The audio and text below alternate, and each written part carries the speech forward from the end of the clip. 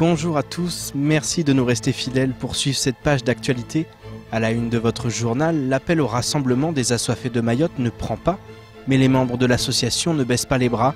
Bien au contraire, ils souhaitent aujourd'hui prouver ô combien le réseau est défectueux, entraînant des coupures à répétition en cette saison des pluies.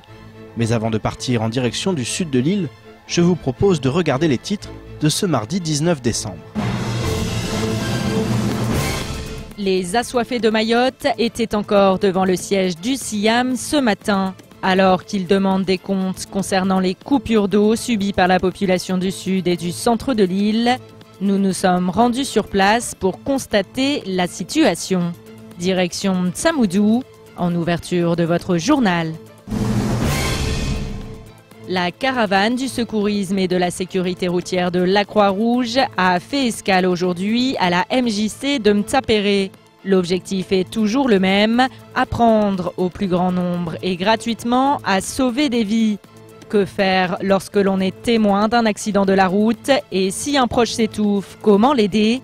Vous le saurez au cours de cette édition.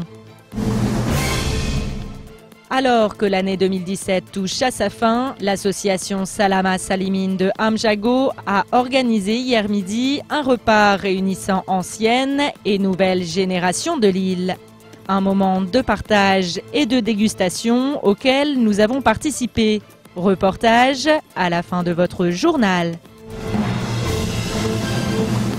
Les membres de l'association des assoiffés de Mayotte étaient de nouveau devant le SIAM ce matin, en espérant être reçus par la direction du syndicat des eaux. Ils demandent des explications et de la transparence de la part du président Bavi, mais ne sont pour l'heure pas entendus, du fait de leur nombre très réduit. Dans le sud de Mayotte, à Ntsamoudou, la population subit depuis un mois d'importantes ruptures de canalisation. Bastien Sabouret est allé à la rencontre des habitants victimes de coupures d'eau pour mieux comprendre leur calvaire.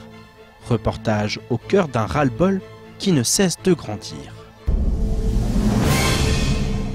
L'eau est le produit de toute première nécessité. Pourtant à Mayotte, certains en sont privés. Dans le sud de l'île, les coupures d'eau sont très fréquentes ces derniers jours. À Ntsamoudou, il ne vient pas de pleuvoir. Pourtant, partout sur la route, l'eau coule. Des flaques apparaissent, ça et là, la preuve d'une rupture de canalisation sous le goudron. Ça coule en bas, mais dans la nuit, toute la route là, c'est mouillé. Il y a peut-être un tuyau qui est cassé. Après, il y a une fuite d'eau au niveau de la route là. Après, eux, la nuit, ils n'ont pas d'eau, ils ont une coupure d'eau et l'eau continue toujours à couler ici. Les habitants sont obligés de faire des réserves à l'aide de bidons afin d'anticiper la prochaine coupure. La citerne est bien là, elle surplombe la ville. Les citoyens se demandent pourquoi le SIAM ne l'entretient pas.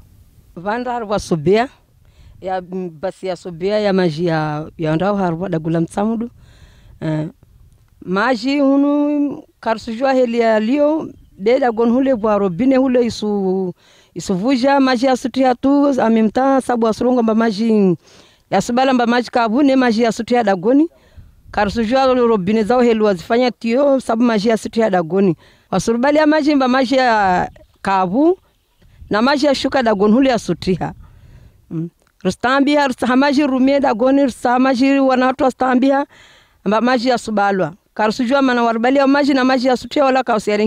Du côté des syndicats des eaux, les assoiffés ont maintenu le mouvement commencé hier. Pour eux, la raison est simple, les installations sont vétustes et ne peuvent pas répondre aux besoins de l'explosion démographique de ces dernières années. Depuis le jour que ces travaux ont été réalisés, il y a déjà aujourd'hui 25 ans. Aucune infrastructure n'a été revue en agrandissement, en rehaussement ou en élargissement. En ce qui me concerne, ça fait 19 ans et c'est resté toujours le même bassin. Au lieu de mettre un deuxième pour filtrer l'eau et la rendre déjà légèrement plus propre, et de remettre un troisième pour pouvoir justement traiter celle-ci et ravitailler la population. En plus d'un manque d'infrastructures, le ravitaillement en eau est difficile pour les bassins en activité. Avec les fortes pluies, l'eau se trouble, n'est plus filtrable et ne peut donc plus être rendue potable. La direction reste sourde aux appels répétés des assoiffés. Ces derniers lui demandent des comptes et assurent maintenir le siège jusqu'à obtenir un entretien. Autre colère qui dure depuis de longues semaines, mais du côté de Maïko cette fois. Après les graves incidents de la semaine dernière, l'entreprise est actuellement fermée jusqu'à nouvel ordre tandis que les négociations entre grévistes et direction sont définitivement rompues. Le syndicat CGTMA refuse de signer tout protocole d'accord sans obtenir l'assurance qu'aucun gréviste ne sera licencié à l'issue du conflit. Pour Salim Naouda, le licenciement et les violences physiques ou verbales faisant suite à un mouvement de grève sont tristement devenus à la mode. Écoutons ses propos lors de la matinale de Kwesi. Ce qui est devenu en mode aujourd'hui à Mayotte, c'est que toutes les entreprises dans lesquelles il y a des mouvements de grève, l'employeur, sa première idée, c'est d'aller vers des licenciements. Nous l'avons vu avec la Colas, nous l'avons vu avec un certain nombre d'entreprises et aujourd'hui on le vit avec Maïko. C'est quelque chose qu'on ne peut pas accepter. D'ailleurs, on viendra peut-être sur l'histoire du port auquel on a aussi fait une tentative de licenciement d'un délégué syndical CGT, tout simplement parce qu'il défend les autres. Nous avons en ce moment un conflit, d'ailleurs on va le porter devant la justice, un salarié protégé qui est délégué représentant du personnel chez Balou. L'employeur a tenté tous les coups pour le licencier. Il n'y avait pas de mobile contre le salarié protégé. L'inspection du travail a rejeté la demande de l'employeur. Et qu'est-ce que l'employeur a fait? A séquestré le salarié, l'a tabassé dans son bureau. Et aujourd'hui, le salarié est en arrêt maladie. Organisée en partenariat avec la préfecture, l'ADEAL, la CSSM ou encore le Crédit Agricole, la caravane du secourisme et de la sécurité routière de la Croix-Rouge sillonne les routes mahoraises depuis le début du mois. Après Coconi, Dembéni, Tsararano, Bandrabois, elle a aujourd'hui pris ses quartiers à la MJC de Mtsapéré dans un but précis, continuer à informer et initier gratuitement petits et grands aux manières de sauver des vies. Gestes de premier secours, sécurité routière, sensibilisation aux accidents domestiques, Adèle Laurent est allée à la rencontre des bénévoles de la Croix-Rouge afin d'en savoir plus. La Croix-Rouge est là pour vous informer, vous apprendre comment faire les premiers gestes de secours, comment faire pour protéger vos enfants. La caravane de la Croix-Rouge continue de tracer sa route. Aujourd'hui, c'est à la MJC de Mtsapéré que tout un chacun pouvait venir se former et s'informer gratuitement. Ici, on peut apprendre le premier geste du secours et aussi comment se protéger des catastrophes, que ce soit naturelles ou autres, et aussi comment faire pour conduire prudemment et comment faire pour ne pas faire un accident. Même si on ne peut pas arrêter les accidents, mais diminuer au moins les accidents. Et pour cause, d'après l'Organisation mondiale de la santé, les accidents de la circulation sont la 9e cause de mortalité dans le monde, tuant chaque année plus d'1 million de personnes, dont certaines vies pourraient être sauvées grâce à des gestes simples mais vitaux, effectués en attendant l'arrivée des secours.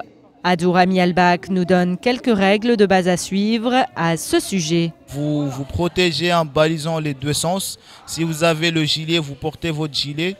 Et puis une fois que la protection elle est faite, vous allez voir les victimes. Vous faites l'examen, savoir ce qui s'est passé, combien de victimes est blessé. Du coup, quand vous avez fait l'examen, vous avez constaté ce qui s'est passé, vous alertez le secours, vous leur dites ce qui s'est passé, l'endroit où il y a eu l'accident.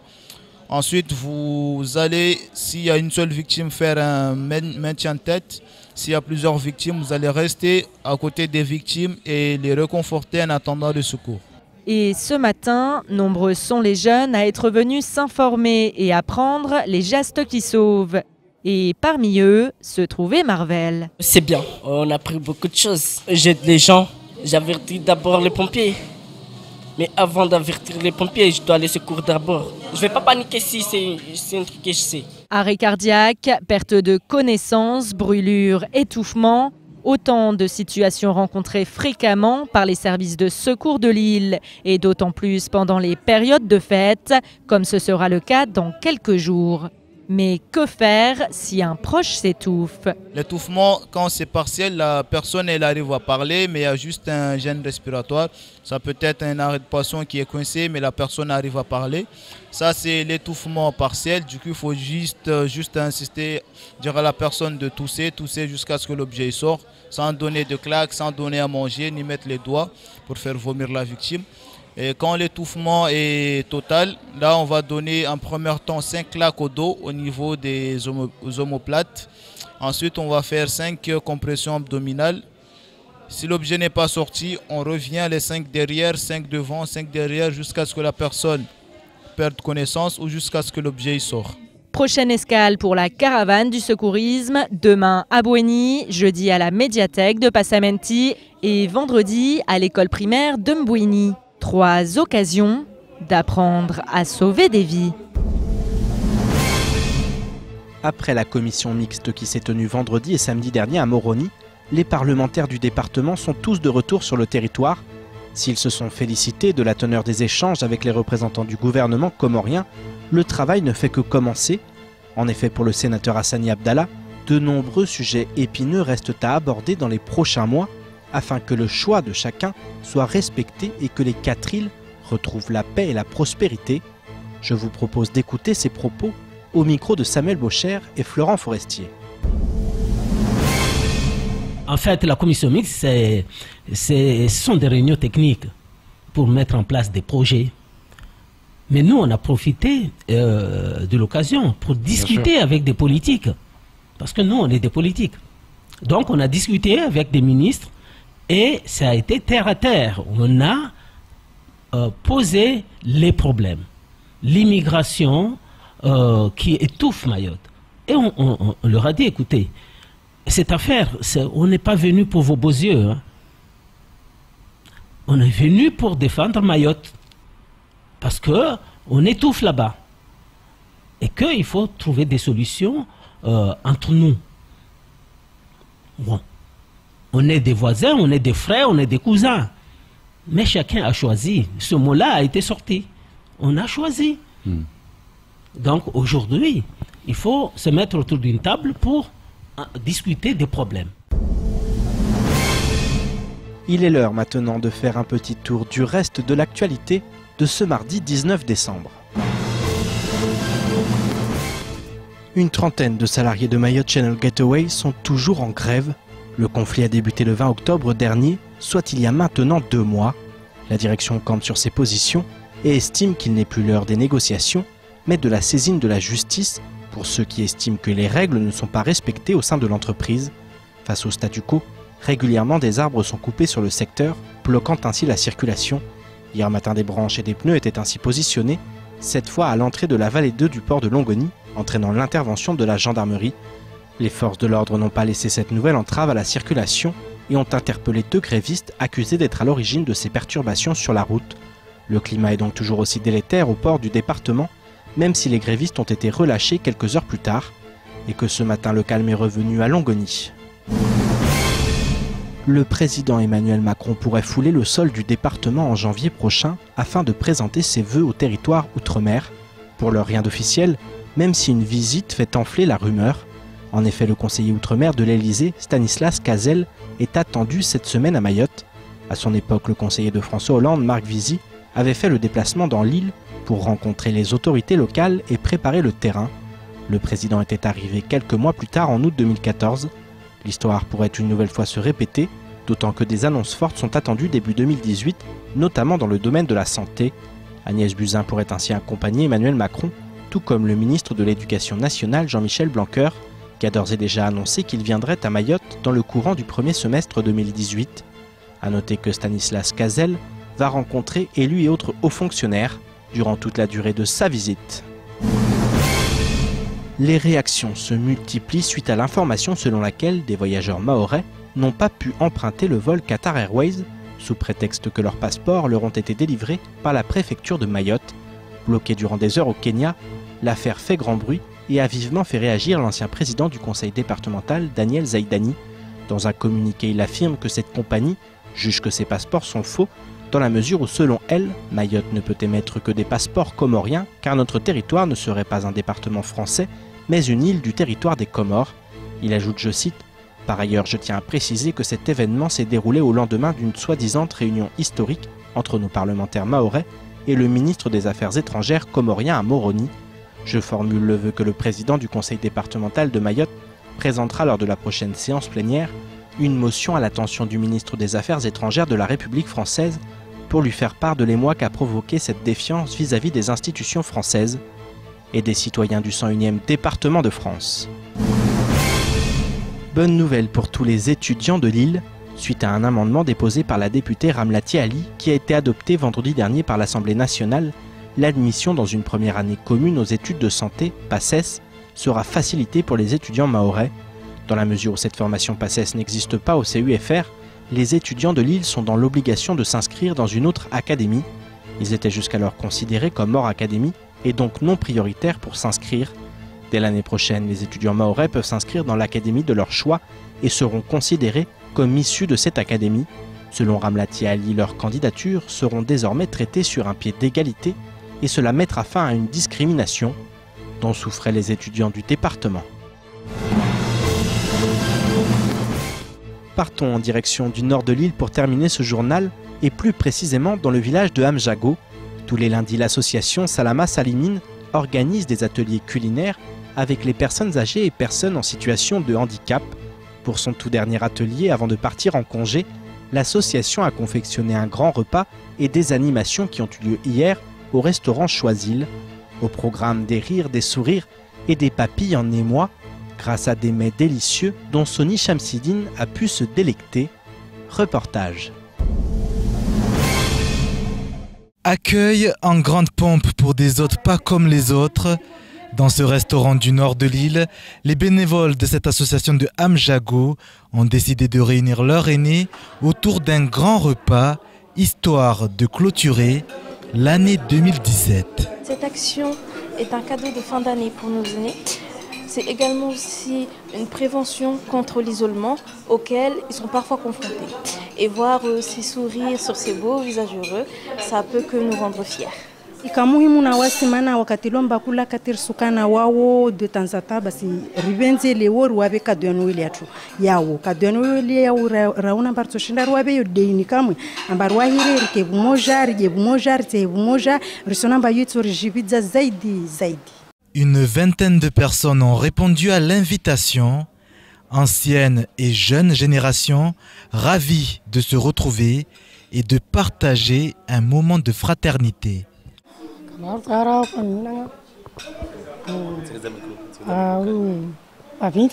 Zinjibi ya swafi mana raguna jana rengwa daguni na Salama Salimine na jana tawana javanus babumba wami mtu mwade na diabete après wandenga na javan si jibiwa. Un succès du jour dont peut être fière aujourd'hui l'organisation après une année une fois de plus riche en actions. Vous mangez ensemble, vous partagez ensemble, ça crée la convivialité et ça perpétue justement ces habitudes-là de devoir se retrouver ensemble et de partager ensemble. Nous souhaitons justement pérenniser ce genre d'actions. D'ailleurs, nos partenaires sont demandeurs des actions, pas non d'actions de coup de poing, c'est-à-dire des actions qui durent une journée. Et puis après, on revient, le même projet, on revient un an après. Mais on attend des actions qui se pérennisent, des actions qui durent et qui perdurent dans le temps. La page 2017 se referme donc avec des sourires pour l'association Salama Salimine et le chapitre 2018 compte bien s'ouvrir avec des perspectives de santé, d'amour et de solidarité.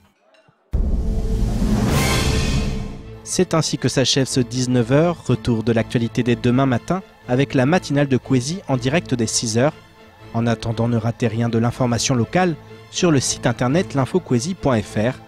Excellente soirée sur KTV et à demain pour une nouvelle édition de votre JTM.